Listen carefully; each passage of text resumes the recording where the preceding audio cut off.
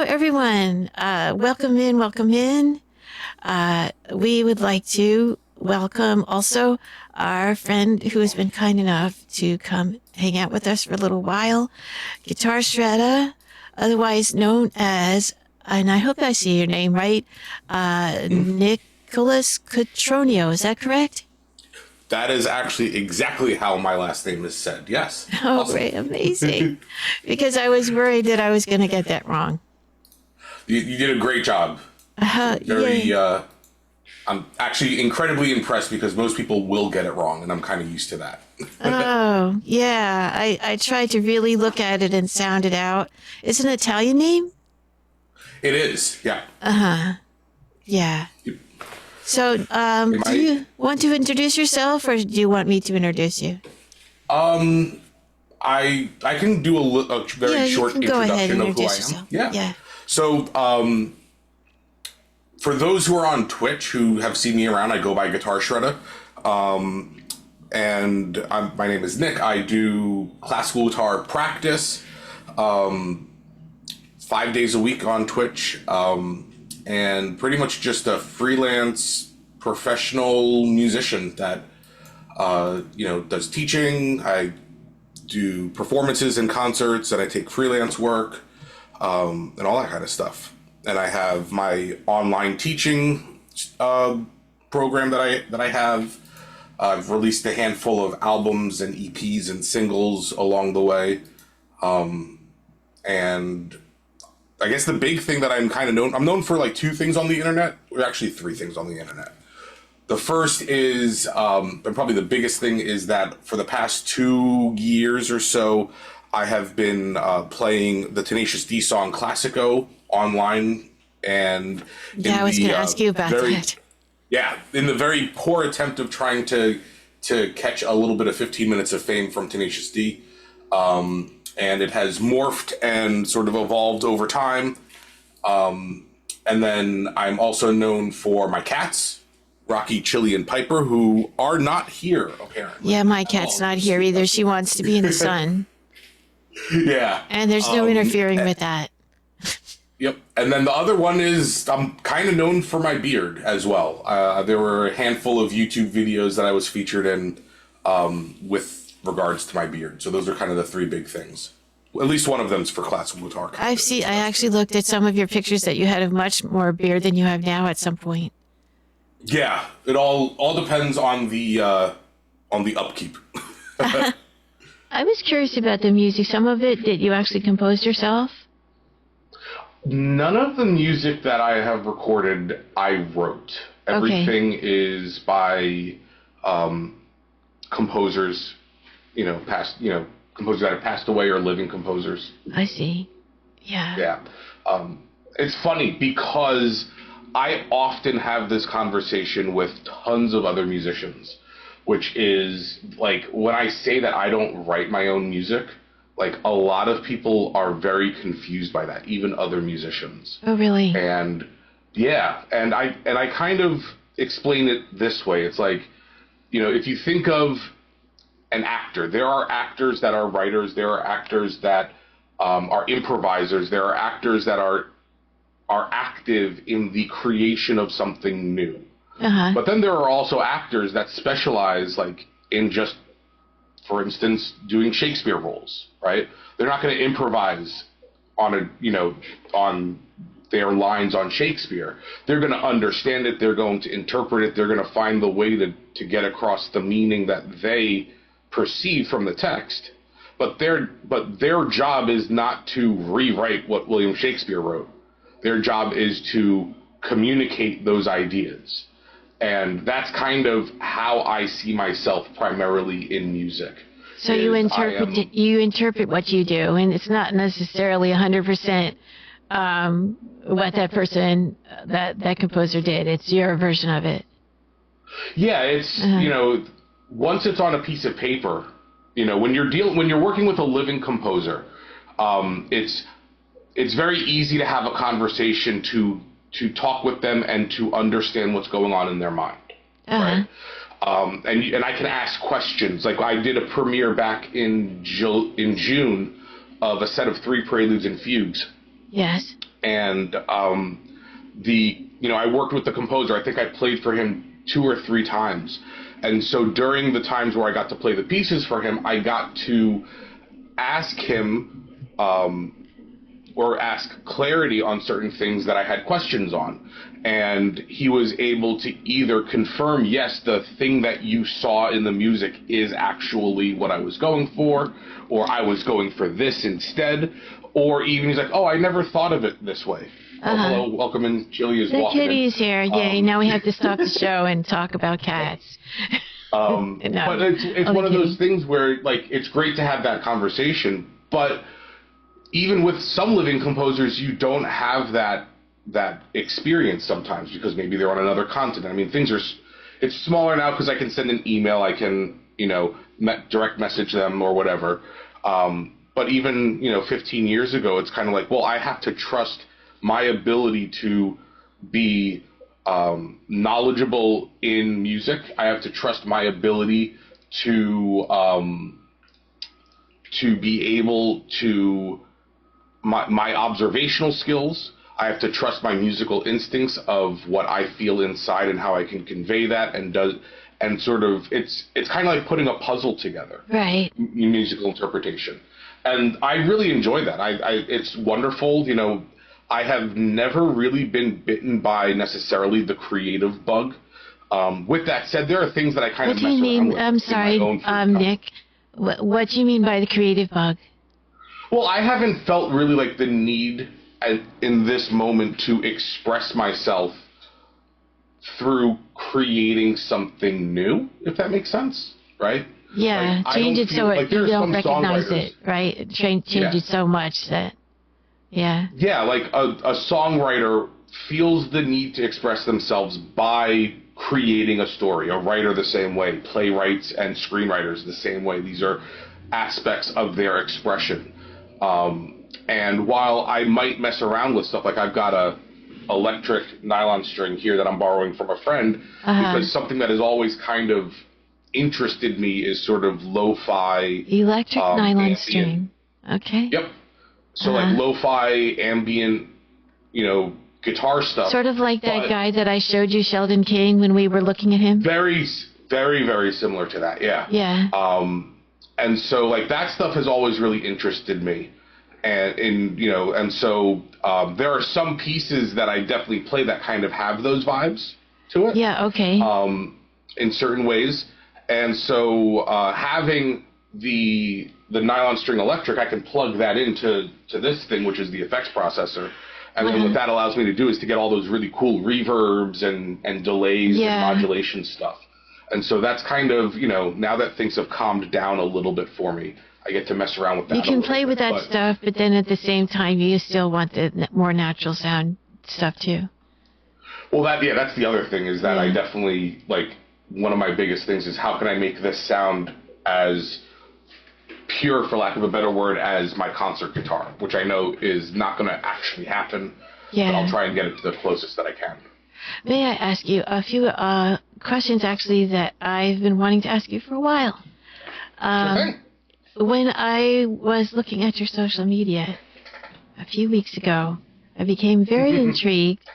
What was the question that I had? Oh, yes. Okay. So it was Bon Jovi, Slippery When Wet, that I saw you had done, and a few other sort of more like rock and roll type things. When I looked at that, I said, wow, I had no idea that Nick did this style of music, and maybe at one time you were a rocker, or maybe you still are. So the question that I guess I would ask is, how has your interest in music evolved? Did you at one time have a rock and roll band like just maybe a lot of people had when they were in high school, kind of a garage band type thing?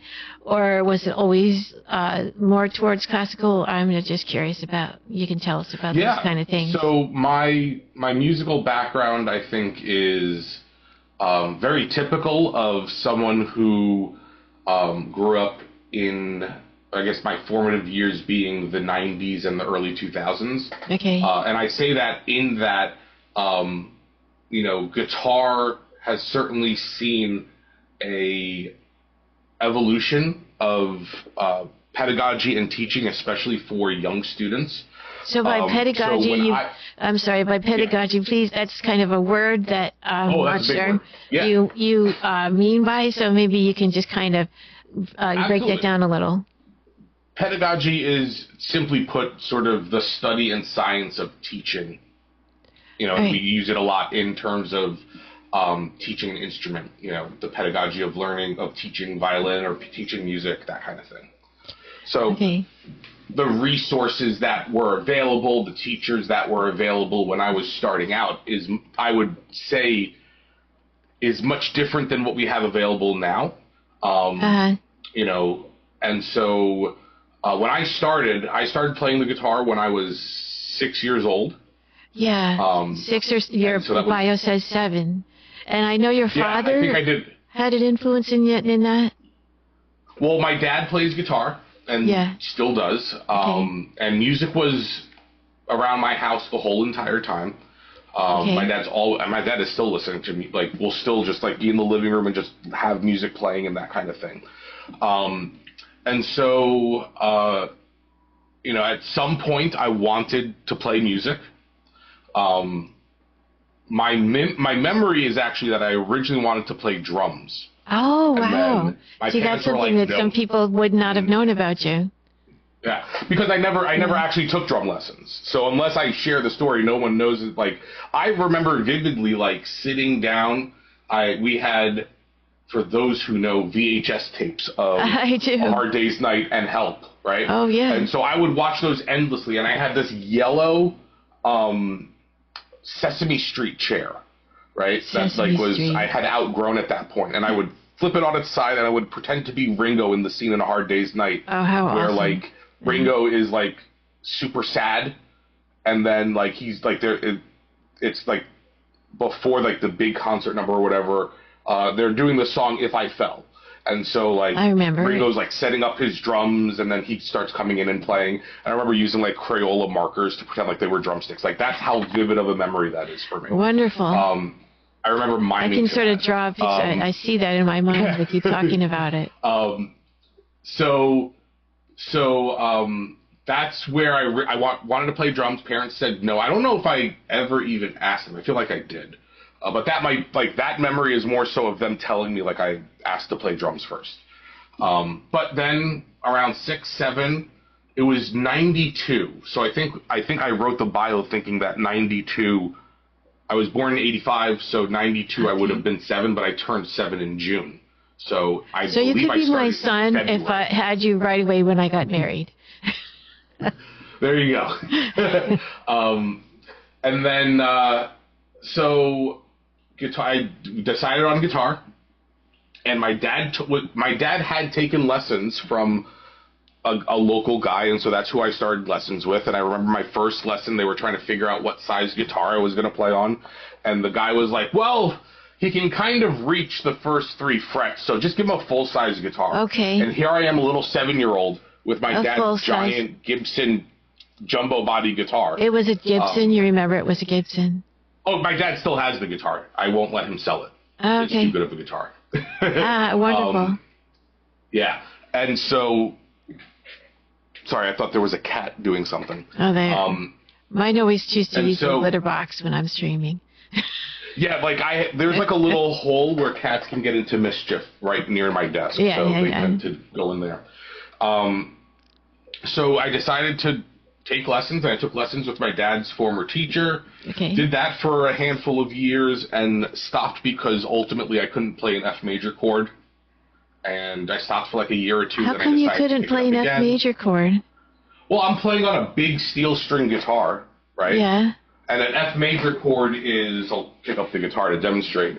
It's a bar chord, right? It's one of these big old honking chords. Oh, I don't play it as a bar chord. Yeah. So, like, the method that I was using is not Hal Leonard, it's the Mel Bay method, and they try and teach you this little F major chord, right? Yeah. And so, you know, my little hands couldn't do it. I could barely reach the frets. I had no strength for it. I'm playing steel strings. I'm playing a full-size guitar. I had everything going against me. That kind of sucked the wind out of my enjoyment of playing. Understandable. And the teacher, to the teacher's credit, he tried all sorts of different things, but ultimately just didn't work out. So I stopped practicing. Therefore, my parents stopped having lessons. Okay. Sort of same old song and dance. And then I started again in middle school, and I never stopped at that point. So the question is this when the garage band and the metal stuff started and things like that? Yeah, so from there, my initial musical instincts were or musical enjoyment. Like, I love the Beatles. I still love the Beatles. They're one of my top favorite bands. And so right around middle school is when I had a friend who played piano, and so we're like, let's form a band because we both like the Beatles. And so that was kind of the thing. So I never started on like classical guitar. I started big old steel string guitar, traditional, learning notes, playing from a method book sort of thing. And all throughout middle school and high school, I was in different bands of different genres, from 60s pop rock to more psychedelic sort of rock of the late 60s and 70s. Okay. And then in high school, it was probably maybe the transition from middle school to high school, I found out about this band called Van Halen. Van Halen. That was sort of, yeah. And so the friend who I was in a band with at the time and we went to a record store, and I bought Van Halen 1. He bought 1984. We then made copies of our CDs and gave them to each other so that way we had both albums, right? And so Van Halen 1 is their debut album. 1984 is like is the last album with David Lee Roth, before they got Sammy Hagar and everything. And it's just like, the guitar virtuosity and just it's like, wow, the guitar can do that. That's really awesome, And then that led me into like going to my teacher at the time and like, hey, have you heard of this thing called two-hand tapping? Right? Okay. Like, I thought like I had discovered this thing. And my teacher was like, have I heard of two-hand tapping? Right? He's like, yes, I know, like this. I'm like, oh, yes, that. And he's like, well, if you like this, check out Joe Satriani. And then I learned in my lesson this like, minute-long song that uses two-hand tapping. It's called Midnight from his Surfing with an Alien album. So your teacher knew that method and taught it to you? Oh, yeah. Yeah. Because he knew Joe Satriani. He had all these things in his little room. And then, he's like, oh, if you like this, check out, Steve Vai. And I'm like, oh, okay, cool. And so, I got into, these Guitar Hero type of guys. And then somehow along the way, I came across, Bon Jovi. I think that was because if my timetable is right, Crush had just come out, right? So this is, 2000. And this was their second comeback album or whatever. And I was watching VH1 Storytellers, right? If anybody knows what, it was a channel on TV. I'm not familiar with that one. So Storytellers is where they would take an artist or a group and they would have this very intimate performance where the artist would share anecdotes and conversations. Hold on. Cat, what are you doing? You are in the box. Okay, fair enough. Okay, yes, Sorry about we that. need to use the box. No, he was literally in a cardboard box over there. It sounded like someone was walking around my house. Oh my. Yeah. Yeah. Sorry. Keep him out of trouble. So it's like an intimate concert, and the band is sharing stories and anecdotes over the songs, how they wrote them, how these ideas came up, what was going on in their life at the time. It's actually was a really cool program. And so that's how I found out about Bon Jovi, was watching that. Okay. And I'm like, oh, all these songs are kind of like Van Halen-ish and Steve Vai and Joe Satriani. I mean, all of Bon Jovi's big hits, Slippery When Wet and New Jersey, all came from that same 80s era, which, sort of Van Halen created. Joe Satriani and Steve Vai sort of, took off into their own parts of the guitar world. And so I got really interested in that music. I got Crush, and I think I got Slippery When Wet, and I played that album over and over and over again. Yeah, sometimes I can remember doing that, just having an album I loved and playing it over and over again. Yeah. Oh, absolutely. Yeah. I had a 3-disc, then a 5-disc CD changer in my room, and so that was like I always had music going on all the time. You know, my favorite albums.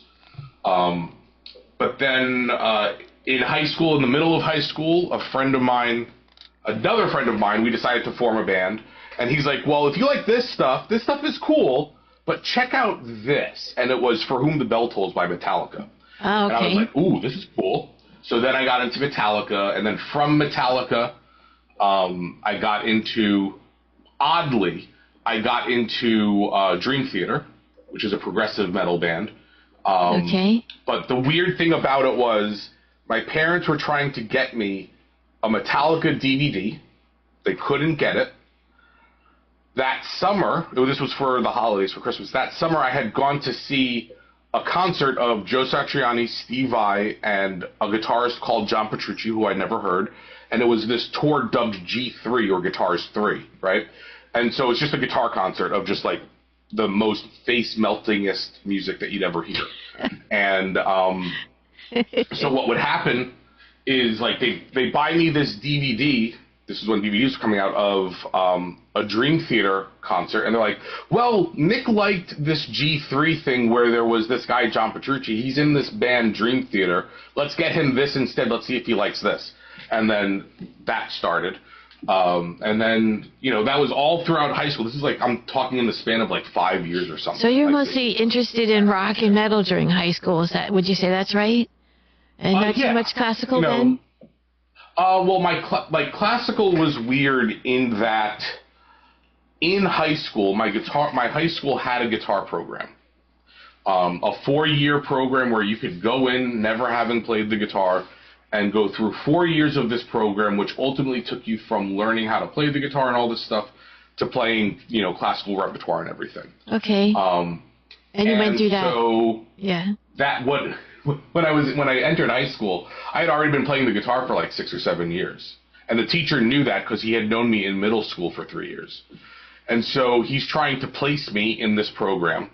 And I signed up for the senior year class because I'm like, well, I took guitar for 3 years of middle school. I've been playing since this time. I'm fine for this. Yeah. Teacher was like, I'm not quite too sure. So they test you somehow, right? Yeah, he gave me the some requirements of the 3rd year class to see sort of what I could do. Because he honestly didn't know. And so I went home, I learned it, I came back, played it for him. He's like, all right, you're in the senior year class. Great. So I did this program called Jazz Classical for 4 years, and that's what introduced me to classical music. Okay, but first, before that, I had never heard it. Before that, you were mostly rock and metal and things like that. Yeah, before that, it was, you know, rock, metal, Guitar Hero-y sort of stuff. Not Guitar Hero the game, but like actual Guitar Heroes. So, but then, and you were in some different rock-type bands and maybe some even metal-type bands. Oh, yeah. And every year I had a band. Mm-hmm. Sometimes it felt like it was every year I was in a new band, but I had a band going on every year of high school. Okay, and then, but it's still, at some point, you eventually got interested in the classical music through your classes. Yeah, it was through the classes at school. And the big thing was we had a guitar ensemble that met after school. So think like orchestra or band, but for just guitars. Oh, cool, yeah. So I was never like a band kid in school. I was never an orchestra kid in school, never a choir kid. I was in guitar ensemble. And we met after school. Let me ask you this question. Do you ever still play metal? Or rock? Not really. There was a period in the 2010s where I was in a top 40 like hard rock band, and then cover band, and then I was in a hair metal band, and so that was like 2014 to like 2019 is when I did that stuff. Okay. But mostly now it's really classical for the most part. Yeah, it's classical, and then like whatever. I'll get hired for certain gigs. Like I just got done doing a musical for 2 weeks. It was called Heathers, the musical, which is based off of the 80s like dark comedy. Okay. Heathers, the movie. Okay. kind of like Mean Girls, but like a rated R version of the Mean Girls. Oh, okay. Yeah. I remember Mean Girls. I lived Mean Girls. Yeah. It's kind of like Mean Girls, but it's like, I mean, it's rated R by today's standards, but it would be like PG-13 in the 80s. Okay. And then before that, this summer, I did a 6-week stint in the musical The Prom, Okay. which is like sort of like a pop rock musical sort of thing. So like that's where, like, if I'm gonna play that kind of music or that style, I will find it usually in a musical gig that I have to play. You know, and that's the style that it is. But now I'm not looking for cover bands or things like that. Like if an opportunity came up and it worked within what my lifestyle and schedule allowed, I would entertain it and see if it would work. But like I got tired of doing 9 o'clock to 2 o'clock on a Friday, Saturday night and like coming home at 3. Yeah, that's a bit much. Yeah, some people are doing it a long time. And this was also around the time when my daughter was like 1 or 2 years old. Like she was very young, so there's a lot of stuff going on in the household. Yeah, we can't be doing that if we have babies up in the night at the same time or whatever it is they're doing. Yeah, exactly.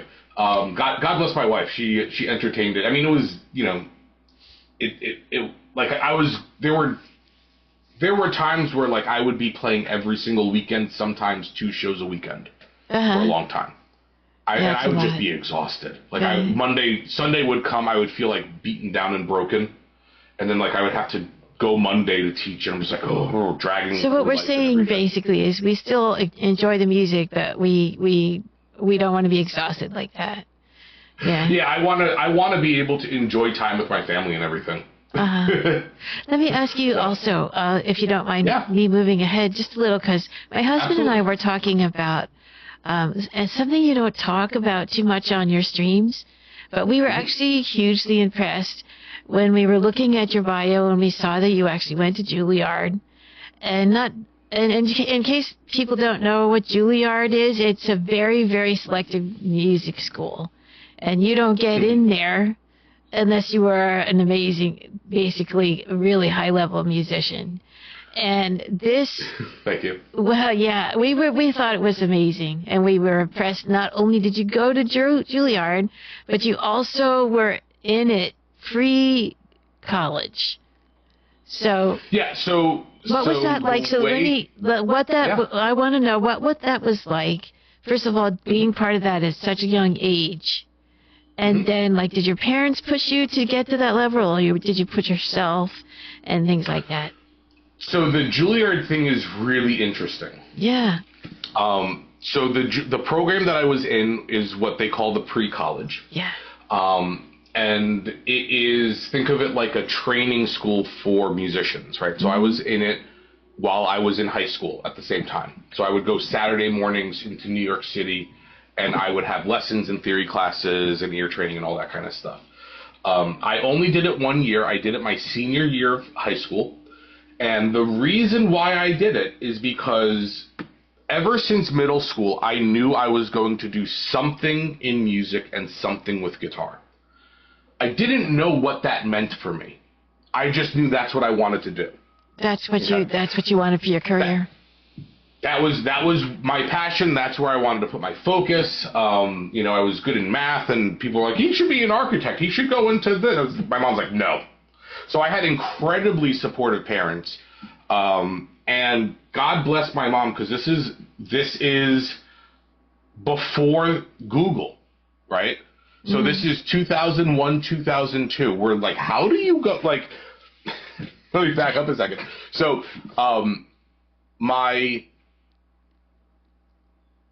I had always expressed that I wanted to go to school for music with my parents. They didn't know what that looked like. They were supportive of it, but I had never really like pushed anything at that point.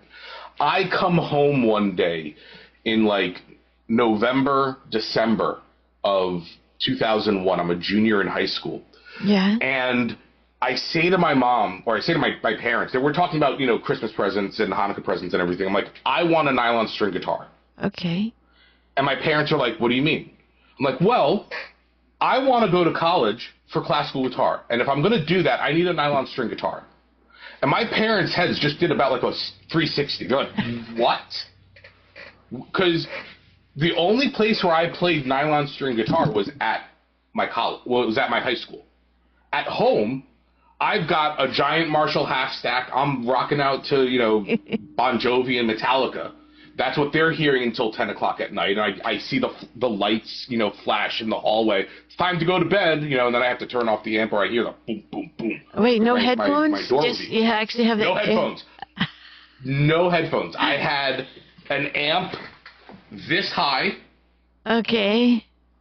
Cranked, rattling the walls of my house. Oh my gosh, your parents put up with that for how long? Wow, for 3 years. Wow, amazing parents. Yep, and blasting music wow. on my CD player, playing along to it, and that's what I did. And so that's all that they knew of me. They knew I took guitar class, but they didn't really know what was going on there. And I come home one day saying, I'm going to major in classical guitar. I need a nylon string guitar. And my parents are like, what? Where is this coming from? And God bless my parents, are like, okay. And so my dad, knowing about instruments, my dad's like, okay, we're not going to get him like a really expensive one, but we're not going to get him a really cheap one either. We're going to find a middle ground, so that way at least it's a pleasant, enjoyable experience. So we get like the next level up from novice guitar. And this is all going without me knowing. Like, I don't know any of this stuff. I'm blissfully ignorant in my own high school world. My mom reaches out to teachers and to like people in the district, and she's like, so Nick said he wants to go to school for music. He wants to go for classical guitar. How do we do this? What is the path? And so the head of the music department of the district said, well, if he wants to go to school for music, he should get into some kind of preparatory school, so that way he starts getting some really good training. Okay. And so I was like, okay. So I don't know how she found out about the Juilliard pre-college or whatever, but she found out about it. Uh-huh. And lo and behold, I'm scheduled for an audition at Juilliard. And what was that like? That audition at high school age? How did that feel? So my memory of it is of absolute chaos because I was nervous beyond anything. I think I forgot my footstool for the guitar. Oh my! So I think I remember us calling Juilliard saying he forgot his footstool. Is that okay? Oh, we'll have one for you. It's all right. Nice. I'm a classic teenager who would forget his head if it wasn't attached to him, sort of thing, right? I go into the audition. I play 3 out of the 4 pieces that I had prepared because one of them I prepared wasn't a piece that was on the list of requirements in terms of the time periods that they wanted to hear. So they just said, we don't want to hear that. Oh. I'm like, oh, okay. Yeah. Wow. Not mean or anything. They're just like, oh, no, that's not one of the things that we wanted to hear. That was it. Very nice about it. They didn't, there was no chastising. There was no, I didn't feel bad about it at all. I probably got thrown off a little bit because I'm like, oh, I prepared this. Sorry. Okay. I apologize. Okay. I obviously get in because I go for my senior year of high school. 4 or 5 years later, we have to time jump for a moment. Okay. I go to Italy because my teacher who was at Juilliard, Antigone, she moves to Brussels and then starts a guitar festival that is based out of Italy, the Volterra Project. And this is the first year I go to the inaugural year of the festival. Awesome festival, amazing to be in Italy. It was super cool. At the age of what now? How old are you now? 18? When I went to Italy, it was right at the end of my undergraduate. So I was 21. Oh, yeah, after you graduated college. Okay. This is after this. Yeah. So it's been 4 or 5 years since I was at Juilliard. And I had already done my undergraduate degree at the Hart School. I had stayed in contact with her as she did her move and everything. And she reached out to me saying, hey, I'm starting this festival. Are you interested in it? We'd love to have you out. I said, yeah. Go to Italy? Awesome. I haven't worked with her in 4 years. She's always been a great just mentor and person to talk to. I always try, whenever she was over in the States, I would try and see her and at least go out and support her concerts and everything. So we're out to dinner after a concert or something, and people are wondering, like, how do I know Antigone? How do I know, like, how do we know each other? Because her and I, like, she knew me when I was 16, 17 years old. When you like, were in high school still. Yeah. And so, like, the relationship that I have with her, the you know, the mentor-mentee, like, everybody kind of saw, like, okay, this guy kind of knows her differently. Like, she's not just, like, this GFA winner, top, you know, tier guitarist to him. There's a more intimate sort of relationship. And so at some point, I think somebody asked, well, how do you know Nick? Because you guys seem really close and you guys talk like, you know, Antigone's always saying, make sure you tell your mom and dad hi and this, that, and the other thing. And they're like, how do you know her? And she's like, well, he was my student when he was in high school. He was at Juilliard. And then she's like, let me tell you about Nick's audition at Juilliard. So this is a story that I didn't know at the time. Now she's going back. So now this is her perspective of the audition. She's like, here is this kid who comes in. He really didn't play guitar all that well. Okay. I'm like, oh my God. Uh-oh. What is going to, like, I don't know this story. She never told me this story. She's like, he didn't really sound all that good. But at the end of the playing, I asked him, if you don't get into Juilliard, or no, she asked me, what are your plans, like, for college? And I said, well, I'm going to audition for music school. That's what I said. God bless her, she didn't let her judgment show in the audition. Like, very poker-faced of, like, what her opinions were. I didn't know any of this. So God bless her for that. And so she says, okay, you're going to audition. What if you don't get into Juilliard? Are you going to still audition? And apparently, the bravado in which I answered this question, because I just looked at her, I said, yeah, I don't see why I wouldn't. That was my answer to her. So she's like, oh my God, this guy has no clue what he's doing. He doesn't know what he's in for. I'm at least going to try and help him out a little bit. Okay, so you had no idea, and she thought she would help you get started. Yeah, it was one of those things where it's like, I mean, clearly there was something that she saw in terms of determination, the sheer, like, desire to do it and come, you know, barring any kind of act of God, I'm gonna do it sort of thing. And so she's like, well, there's something there, so I'm going to help him out. What it is, you would have to ask her. But, like, she literally mentored me and got me ready to do college auditions. And again, I'm a stupid, you know, high school kid. I didn't know what she was doing because this wasn't a conversation that we had. You don't have any idea what we're going to do to you once you come here. Well, I didn't have any idea that, like, there were, I don't want to say that there were issues because that's not true, because she's like, here, I want you to work on these things.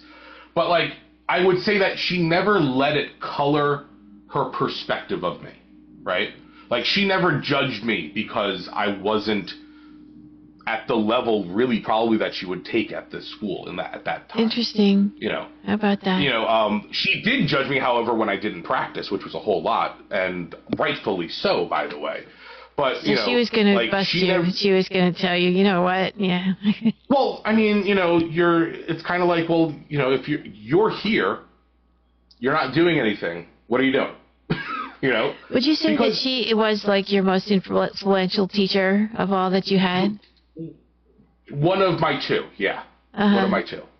And someone to this day I still highly respect and, you know, love her as a mentor, and just is incredibly generous to me. Like, there to help and there to always talk to. It's nice that you're still in touch and all. Yeah. We still talk and everything, even, you know, continents away and everything. But yeah, it was like, I was blissfully ignorant in high school. I didn't know what was what, you know? I didn't know who I was studying with. Like, she won the GFA, the Guitar Foundation of America's International Concert Artist Competition, right? Arguably, for the year of 1995, she was the best guitarist. That's initially. That's You mean essentially what that competition says. In our country? Yeah. In the world. It's an international competition. Wow. Guitarists from all around the world compete in it. And so it's like the Olympics for the guitar, the GFA. And so, like, I didn't understand what that meant because I didn't know. I didn't come from, like, a classical guitar background of that stuff. My teachers that I was working with before her didn't really know either. It was my teacher in high school, in the actual high school, and while he was great and everything, he wasn't, like, in the classical guitar community, right? He was doing his thing in high school. And my private teacher was just a private teacher who could kind of do, pick up a nylon string guitar and do some fingerstyle stuff. Okay. Did anybody ever come up to you and say, Nick, you studied with her? Do you have any idea who you're with?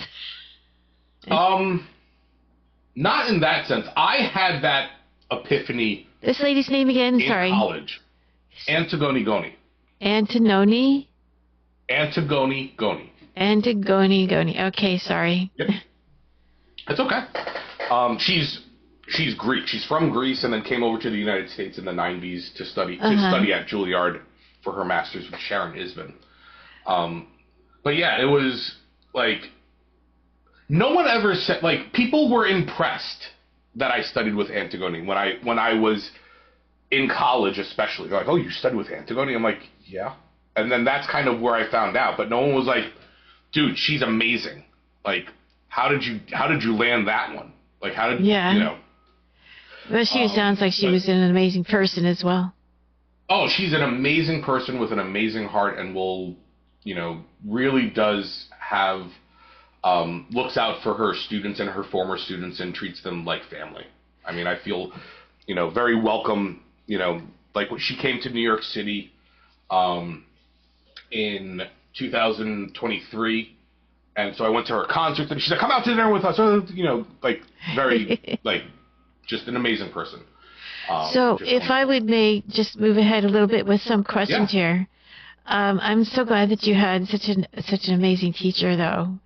When I see you on Twitch, I see you do your practicing a lot, and I think to myself, at least for my experience on Twitch, a lot of it is not necessarily about me. I think it is more about the chat and the connections that I make with the people.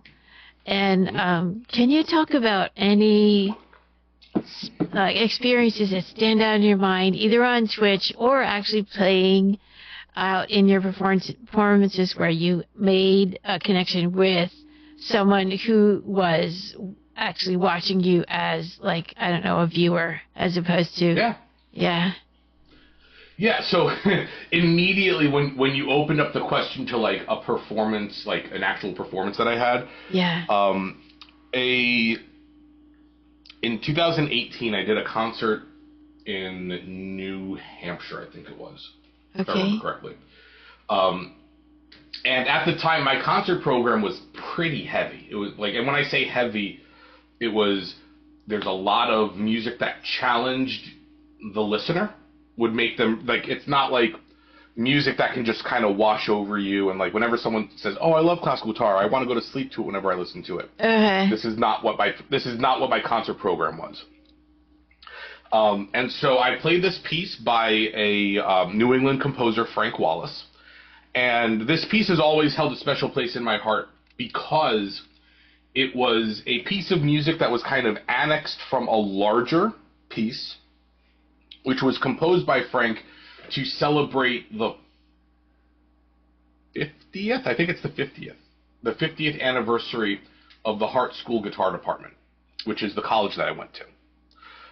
So the Hart School Guitar Department is the oldest collegiate level guitar program in the United States. So wait, if you went to Hart, right, you said, but then you went to Juilliard, so... I did Juilliard in high school and Hart after I graduated high school. Oh, I see. So you didn't actually go to college at Juilliard. I didn't go to college at Juilliard because at the time they did not have an undergraduate program. They only had a master's program. Oh, I see. Okay, go ahead. Yep. So Hart was celebrating the 50th anniversary, and so Frank wrote this hour-long chamber symphony, and I was very fortunate enough to participate in the performance of that piece, as well as other celebratory performances and things like that. And as part of this chamber piece, he had it opened with 7 guitars and a viola and violin, and then it broke down that large group into different smaller groups that would do one-off little movements and everything. But in addition to that, he wrote 2 solo pieces. One solo piece for Christopher Ladd, who is a teacher still at Hart and now is the department head.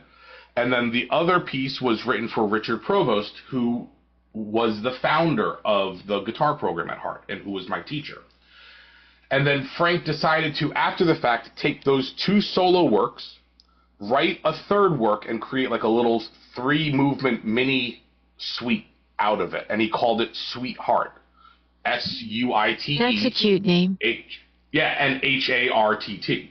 And so I started learning the whole piece because I appreciated the connection that I brought to it, both in terms of the people who the first 2 movements were written for, the fact that it was written as part of this celebratory event that I participated in. Okay, let me just stop you a second. Excuse me. The people that you were talking about, the people it was written for. Mm-hmm. So what can you tell me about that in terms of your connection with the people that it was written for? Because I am sort of... Yeah, so the people that participated in the concert itself was the guitar quartet that I was in at the time. So that was Christopher Ladd, Jeremy Mulligan, Daniel Hardington, and myself. So there was 4 of us. There was another guitarist, Joviana Garcia, who participated. Then we had another guitarist, Scott Hill, and then our former teacher. All 6 of us studied with Richard Provost. So the 7 of us participated in varying different ways. Dick Provo had his string trio that then did a small little piece of music. Joviana had a guitar and percussion group. Scott Hill has the Alturas duo, which is viola and guitar. And so Frank wrote all these little pieces for all these little ensembles that kind of broke out from this. And these are all friends and colleagues that I had been working with for years at that point, going through.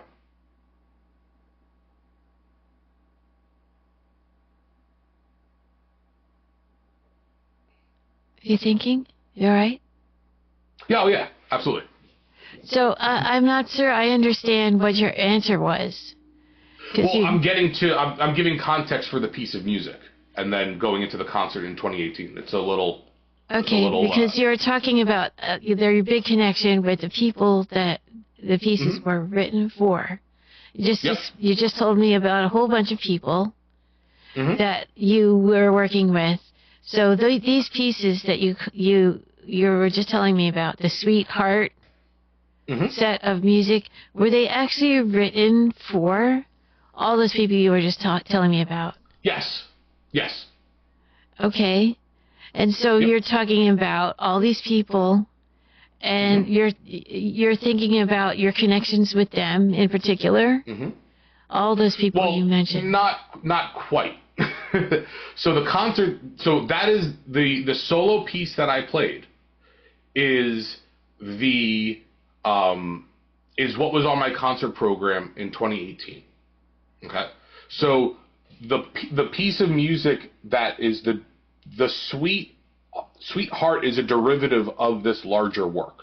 Okay. Right? The larger work is 7 or 8 movements long. Okay. There's different ensembles and then 2 solo pieces in this larger work. Okay. What Frank decided to do is after the premiere of that piece, he wrote a third solo piece, right, for solo guitar. Okay. And he took the 2 solo pieces from the larger symphonic chamber work and matched it with the single solo piece that he wrote as an addendum. That 3-movement solo work for one guitar is what I learned and what I played in concerts. Okay. Okay. So that piece is one of the many very challenging musical experiences that I had programmed on that concert. Right? And so this is a concert in 2018, so we're at this concert in New Hampshire, and I play this piece, and there's a couple in the front row. As I'm playing this piece, the woman looks absolutely appalled by the music that I was playing. Wow. Now, in my head, I'm going through a worst case scenario. Like, oh my God, this woman, like I offended this woman. This is not the intention that I wanted, right? Play the rest of the concert. At the end of the concert, she comes up to me and she says, "That was an amazing performance." She misread her face. I misread her face completely. I thought like she was going to be like, "What did you do to me? What is this music?" Like I thought I was going to be like, she was going to like yell at me at the end of it. It was so interesting. And so, but she came up and gave me, just an amazing, just sort of appreciation of the concert and of the music that I presented. She was really happy with it. She loved the performance. I was just taken aback by it. Like that is something that is etched in my mind of like, those are moments in a concert that I truly enjoy. So have you ever had a time like that before where you really looked at a person, when you looked at a person's face and you thought they absolutely were appalled by it, but then you find out that they loved it? Did that ever happen to you again? No, that was not in that way. I think actually a lot of times with the music that I work on Twitch, which is just my solo music, one of the things that I kind of realized is that like the people who come in and watch my streams and everything, like they really appreciate and enjoy the music that I play. Okay. And I've had some very out there pieces where like I don't even know if I like this thing, but it's like I'm figuring it out, and they're like, "No, this thing is great. You played awesome." Okay. So some really interesting surprises of different people listening to music. So that one situation actually really stands out to you a lot. Yeah. I think that stood out a lot because of like the face-to-face interaction with it, right? That's what we don't have here on Twitch. We don't have the faces. Yeah. So I'm literally sitting there playing. I see her face, and I'm like, "Oh my God, I just ruined this woman's evening." And then she comes up, and I think in the second half, like I didn't see her at all. So I'm like, "Oh my God, she like barged out or whatever." She's like hated the concert. Then she comes up to me afterwards, like, "This was a wonderful performance. Thank you so much. I never heard this type of music before, but I really loved it." That's very interesting. Yeah. Yeah. So I wonder what was going through her mind, right? Like if she looked like what did her face look like? Was she like squinched up like, "Oh my God, how horrible"? It looked or was she like big eyes, like big eyes, almost a state of shock? I read it as like she could not believe what she was seeing, but not in a good way. Oh, she was kind of like, "What?" Like maybe she was just like so surprised that she would never have expected to see that. Absolutely. I wonder. Yeah. Yeah. I mean, I didn't ask her because that kind of confrontation I'm not comfortable in doing at all. Like I saw you look there and you looked really upset. Did I I would never say that to somebody after a concert. Did you ever have that situation when you were performing and you were like a situation like this where you're live and you don't actually see the person's face, where you still had a connection like that?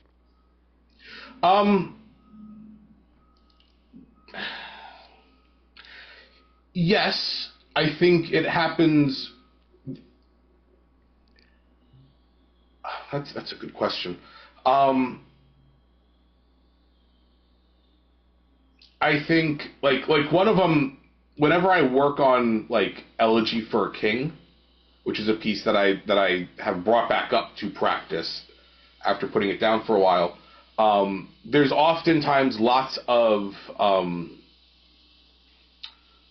people in chat talking about how much they like the piece and how beautiful it is and this, that, and the other thing.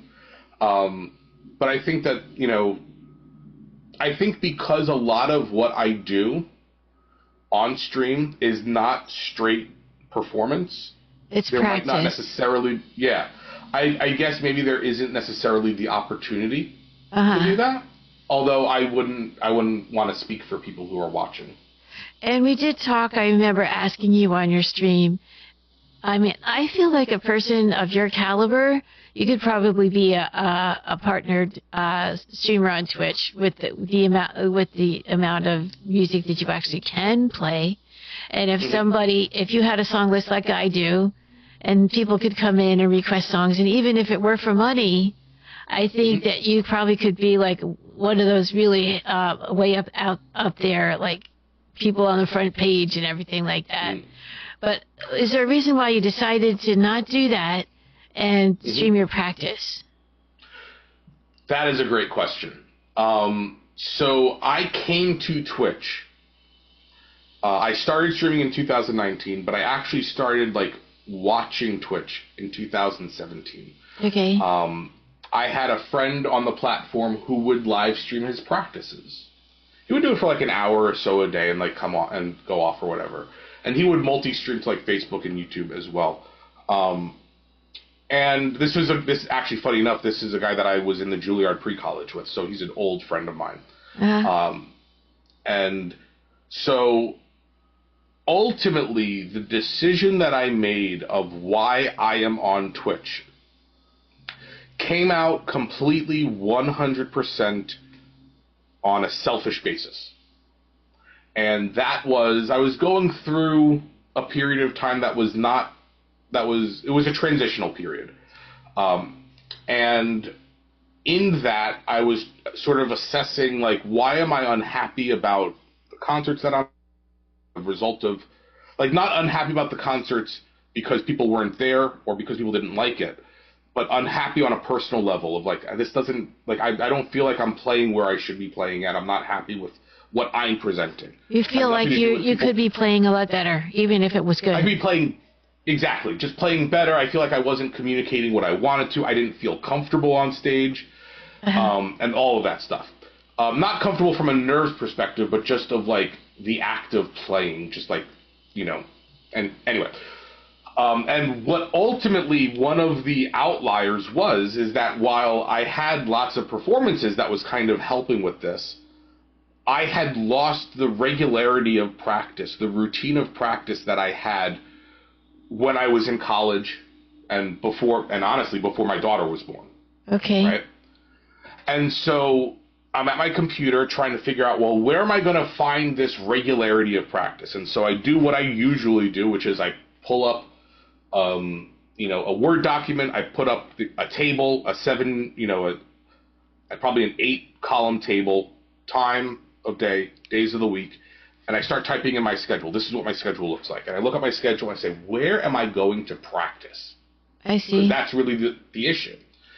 And I noticed, well, if I started at 8, I'm not going to get the amount of practice that I need to get in. I'll get some, but I need more. Okay.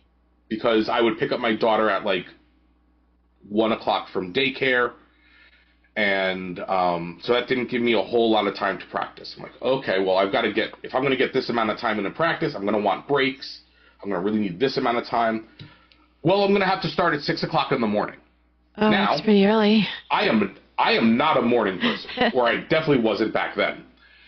And I'm trying to figure out, well, how am I going to get myself to wake up to play the guitar at 6 o'clock in the morning? Oh, yeah. And I'm like, well, if I stream it, then I have to be accountable for turning on this camera. You have a schedule. Live. People are expecting to see you. Yeah. It wasn't even people. It was just I expected myself to be there and do that.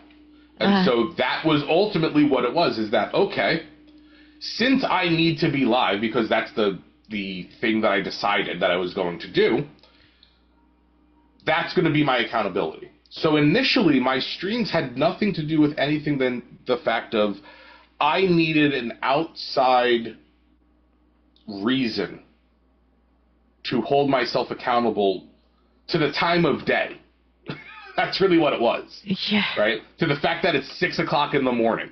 So what I'm seeing is that what you're saying is, it's even because I noticed that on your streams you don't necessarily have that many people in your chat.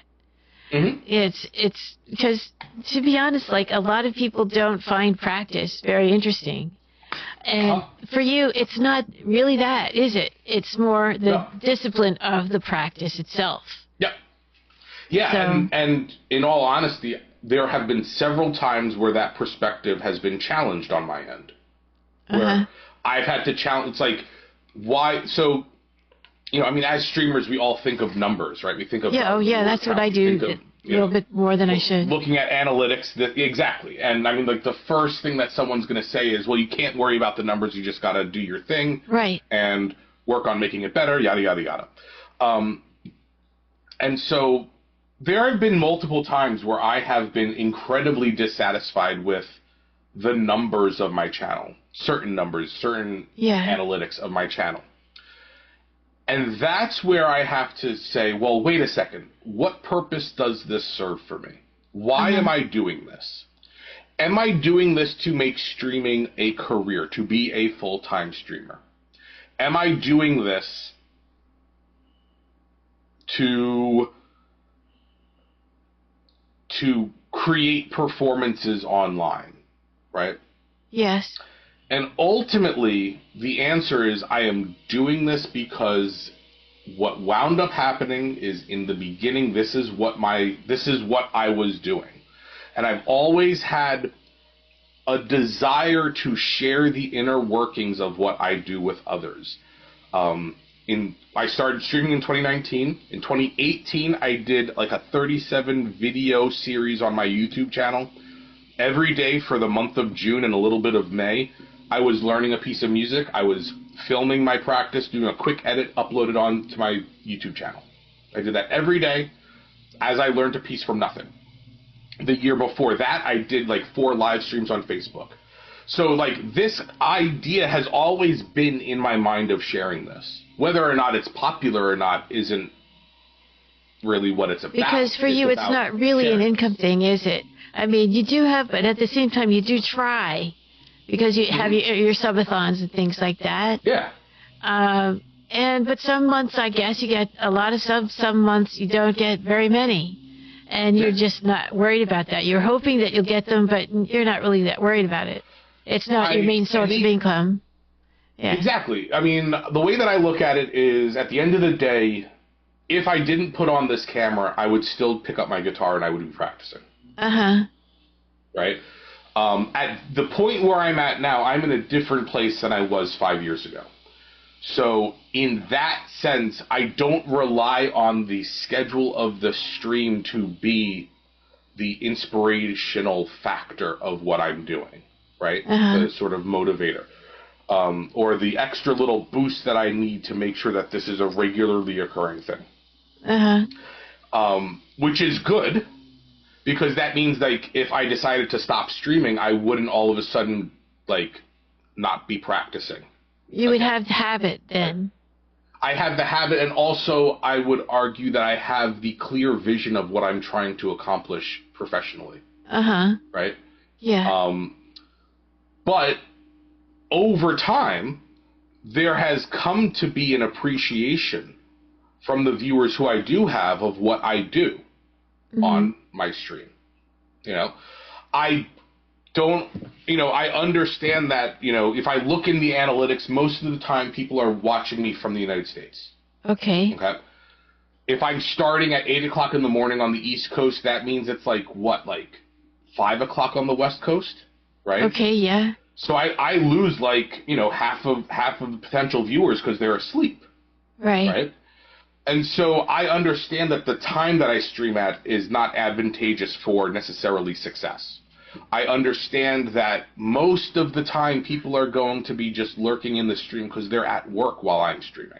Yeah. So they leave it on low volume in the background, and maybe every once in a while they'll come in and say hi. But for the most part, they are watching. They are not actively participating in chat. Right. Which I'm okay with. Like, I don't have a problem with that, you know. I don't get offended by it. I don't care if someone watches the stream and never says hi to me ever. Uh-huh. You know, I've actually, like, recently someone came into the stream and it said first time chatter.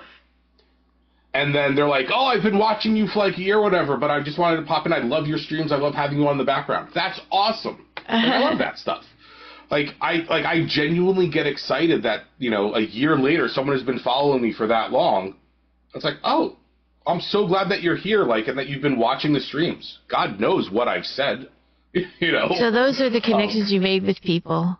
I know for myself personally, a few times when I watched your streams, it was kind of like the one day, like when I came in, I was having a rough week, all these things going on with my family, you know, and all I did was mention to you just like a little tiny bit about it, and you just, oh, I'm sorry that's happening. And to me, that made a difference. To have someone have someone recognize, you know what, that's really horrible. Yeah, Absolutely. Yeah. It's you know, it's one of those things where, you know, I really do value the community. The community that's on my stream, the community of my streamer friends, and sort of my my spidered sort of like hands in, you know, in other communities, because I hang out in their chats and everything, in their discords. And then just the music community in general, you know. Yeah. Sometimes, like, you know, you just need to say, man, it's been a horrible week. It's just like, I'm sorry, like, I get it. Like, we all sometimes have those, and I can't do anything about it. But, you know, hang out with us, and maybe Chili and Rocky will cuddle on the cat cam. Yeah, and maybe just a little bit better. I got for you. Make your day just a little bit better. Yeah. So, and, you know, yeah, I think I understand. I just wanted to, we're kind of getting toward the end of the stream here, and there was a question actually that I wanted to ask you before we kind of wrap up. This whole thing with Classico, I don't really think I understand, because I'm not familiar with that whole thing. So maybe you could explain to me the whole thing, the connection between you and Jack Black and Classico and stuff like that, and then maybe we could end with that, and sure. Then see if there's any questions. Yeah. So Classico started literally as an internet meme. Well, what I mean by that is in March of 2022. This is when I was starting to get like more into the content creation thing, right? I was posting videos pretty regularly, trying to find out like what kind of content is going to like just resonate with people who follow me and everything, right? And what kind of following can I continue to build? I think I had just hit like 1,000 followers on Instagram or whatever at that time as well. So, you know, I try and think of, well, what musical events are kind of happening in this time period. And so something that like lots of musicians will do is, you know, like a composer's birthday will come up, right? And so you'll see like hundreds of posts if you're on like musical social media platforms of especially classical musicians.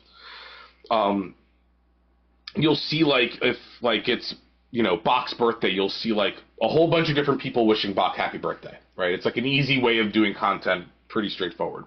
Okay. And so it was Bach's birthday, and I'm like, oh, okay, well, I can do the Berean E minor, right, which is the first part of Classico, and I'll post a video of it. I think I had been even practicing it on my stream. I feel like this was also around the time where I was working on an edition where I had my own ornamentation, and so I was actually working on notating it so that way I could ultimately publish it. And so all those things were happening at the same time, and so I did a recording of it, put it on Instagram, put it on TikTok, and stopped thinking about it. Later that day, on Instagram, the comments are blowing up. Just like, oh my, they're like, oh my God, you know, it's Tenacious D, oh my God, it's this, oh my God, it's that, and like people are quoting the song, and I'm like, yeah, but it's for Bach's birthday, right? Like that's what it is. And then a friend of mine on Instagram who runs a musician meme account created a picture, you know, sort of created a meme which is it's the scene from The Pick of Destiny, which is Tenacious D's movie, right? So The Pick of Destiny is like the origin story of Tenacious D, and this moment where this song is played, Jack Black meets Kyle Gass and sees how awesome of a guitar player he is, right? Okay. Jack Black and Kyle Gass being the two parts of Tenacious D. Yeah, that's the part I had no idea. Yeah, okay. Yeah, and so they do this song. Kyle is a solo artist on the boardwalk playing like music and everything, and like he starts with the Barain E minor. I think he introduces it as like this is the Barain E minor, yada yada yada. But my friend takes two stills from that video, puts them together, and titles it something. Every classical guitarist posts the beret online. Comment section. Oh my God, it's Tenacious D, right? It's like a meme, right? Okay. Sort of thing. So that's what he did, and I send him a message, and I'm like, I feel oddly called out. He's like, this was definitely about your video. I'm like, oh, okay. I mean, I appreciated it. I just thought it was hilarious and funny, but like, and kind of never thought of it. And then I started stumbling. On TikTok especially, there was, for a very long time, especially during the pandemic, you would try and get like people to duet you. And so I started stumbling upon people doing these series of videos. And I said to myself, I'm like, I bet you, if I do that very same thing, that would blow up. That's like internet meme waiting to happen. Okay. Right?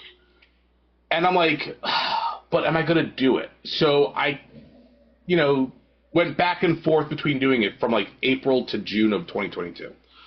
I finally got up the courage of doing it, where I make my first video, shoots off, I get like 80-something thousand views on TikTok. What? Yeah, just boom. This is when you could go super viral on TikTok, like at the drop of a hat.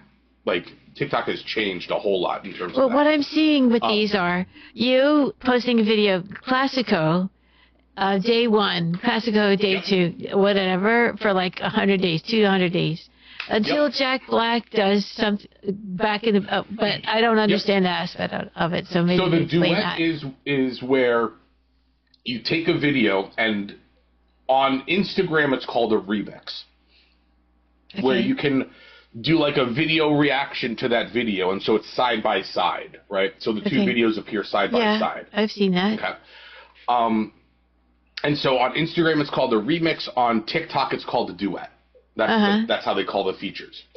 And so that's kind of like what I'm essentially asking for is for Jack Black to have my video, have his face, and do some kind of reaction to the fact that he's watching me do Classico. Or you could overlay your own sound on it, so he could sing along with it, although the lyrics are very not PG at all. Okay. Tenacious D is not a PG band. They've never been a PG band. So Tenacious D is actually Jack Black's band? This is Jack Black's band. Jack Black and Kyle Gass are the two people. I'm not familiar with all this stuff. Okay. Yeah. And so what happened with it as well is that I would just stop at the Barain E minor part. Like I would just play the beginning of the Barain E minor because the rest of it has never been created on solo classical guitar. The second song is For Elise by Beethoven, but in the wrong key. And then the third one is I'm going to butcher the title, but it's a late night music by Mozart. Bum bum bum bum bum bum bum bum bum bum bum bum bum bum bum. Right. And so Classico is a mashup of those three classical pieces of music. Okay. And Jack Black created lyrics that goes over those melodies. Which are completely not family friendly. Exactly. They are filthy, awful lyrics. I didn't know about this. They're hilarious, but it's like, it's not family friendly at all. So at some point I started, like, people were starting to ask me, why aren't you playing the whole thing? Okay.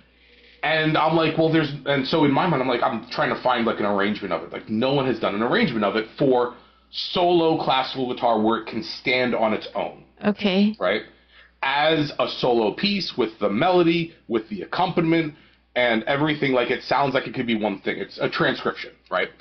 Which is just taking something like you hear, like, Careless Whisper on acoustic guitar, right? Someone has made a transcription of that. That's what I essentially did with Classico. And so around like day 4 or 5, I started teasing a little bit further because I was making the transcription as I was recording each one of these videos. A little bit more each time? A little bit more each time to where day 14 I finally had the whole thing. Oh, I see. And then I just kept doing it, right? Because especially in 2022, like, TikTok loved it. It was like a thing. In the month of June alone, I grew from under 1,000 followers to 10,000 followers. By the end of August 2022, I had 20,000 followers, hundreds of thousands of views on videos. And also, the correlation that I saw is that my Spotify streams, because I had an album out, skyrocketed. Wow, nice. Like, to the point of, like, where it's like, well, there's a very clear correlation to when I started doing Classico, and all of a sudden people are listening to my music on Spotify. So the way that I see it is that people are finding my music, because what I wound up doing is someone asked me, I replied to a viewer's comment. They said, do you have music out? I said, yeah, here's the Spotify, and I had, like, the green screen of my Spotify. I said, search for my name, you'll find my album Emergence. And so all of a sudden, spike in streams on Spotify. And I'm like, well, this is like promotion, very indirect promotion. But it makes total sense because people like my playing. They want to hear more of me. They go and they check out my album, which is awesome. So now what the answer to this question is, internet memes in order to promote our content. But it was completely by accident, though. Yeah. Like, it was not. But you learned it worked. With a strategy. Yeah. It was, and that's what makes, I would say, the best viral thing go viral, is that while, yes, I knew that, like, doing Classico, I knew that I was catching on to a trend of, like, asking him to duet me. That I understood. I didn't know how big it was going to blow up. I didn't know how long people were going to appreciate it for. And so those things you can't plan. Right. The reason why they are successful is because of the earnest at which you do them initially, right? I'm clearly having fun and enjoying it, and I'm totally, just hamming it up in a sense. And not taking it seriously, yeah. Yeah, and I'm not taking it seriously. I'm also, though, like, it's very honest to who I am as a person, to who I am as a guitarist. So for me, what I will always be incredibly grateful for Classico whenever the 15 Minutes of Fame is up is the fact that at the end of the day, when you look at any of those videos, I'm sitting with a nylon string classical guitar. It's my concert classical guitar that costs thousands of dollars behind me, right? Okay. This is what I record my album. Well, I didn't rap with that one, but it's a guitar that I would play concerts with. It's a guitar that I record on. This is my professional instrument tool, right? It is me playing in front of my camera. No edits, a whole lot of takes, but no edits. No sound treatment. Like, I don't boost the EQ or anything. It's the speaker, it's the microphone of my smartphone. It is classical guitar technique. Like, this is the technique that I learned in all of my studies that I, continue to foster and develop in my streams. This is what I do professionally as a living. There's no super crazy, like, tapping and percussion and, like, weird tuning that a lot of the fingerstylist guitarists do. Not that I have any negative perceptions about it, but the fact that it is, to me, the purest classical fingerstyle guitar representation, and it's me sitting in a chair saying day whatever of trying to get Jack Black to duet me.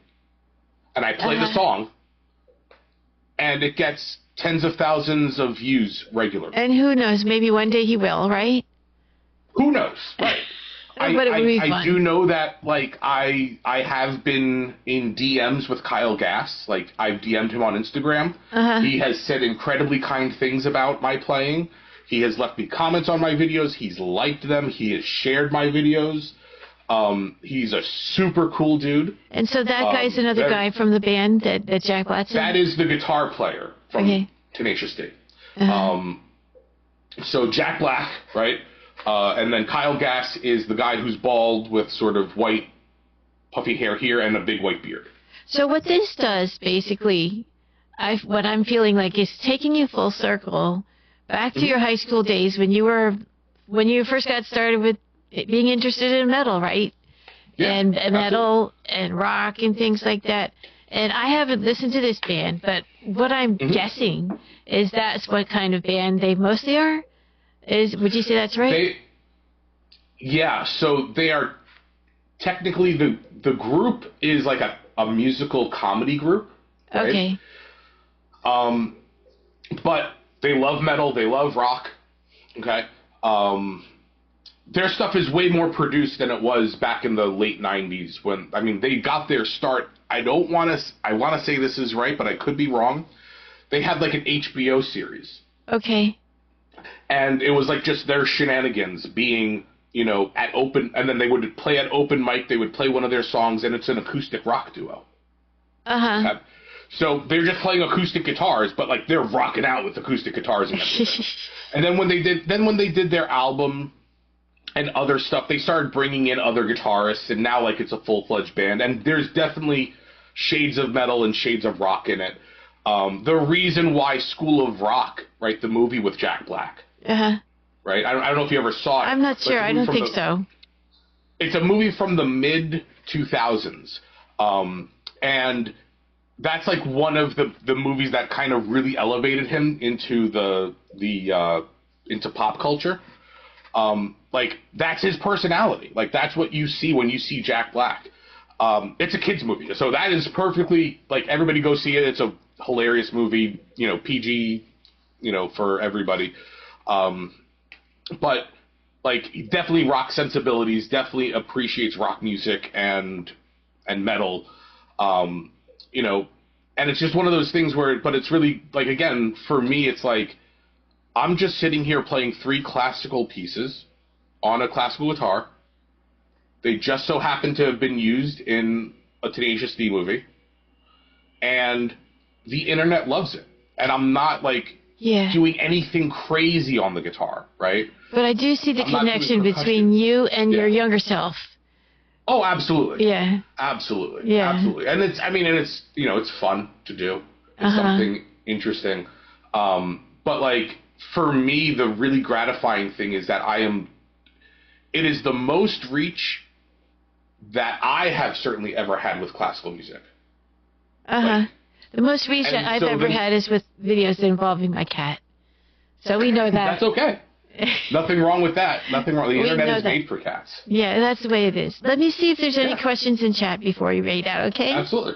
So we are going to finish up the stream in a few minutes. And definitely want to give just pause for a few moments to make sure if there's anybody in chat who would have any questions for, doing the wrong way, for Nick, please let us know now, and we'll hang out for like a few more minutes. But we want to make sure that in case anybody does have any questions, we would like you know, to ask them, because I did promise that. Yeah, absolutely. Yeah, and you know, I appreciate that. You know, while I'm waiting to see if anyone does have a question, just appreciate that you have helped me along through this interview, because, like I said, one of the reasons why I actually do these interviews is because, unlike you, I don't have in-person connections very much. Most of the people that I see, my husband and a cat. And I go to the barn to hang out with the horses. But for me, interaction aspect of it is a huge challenge. So, you know, doing these podcasts are teaching me basically how to interact with people. So I thank you for your patience on that. Oh, thank you for having me. This was wonderful, and I appreciate you asking the questions that you asked. They were really thought provoking and really interesting.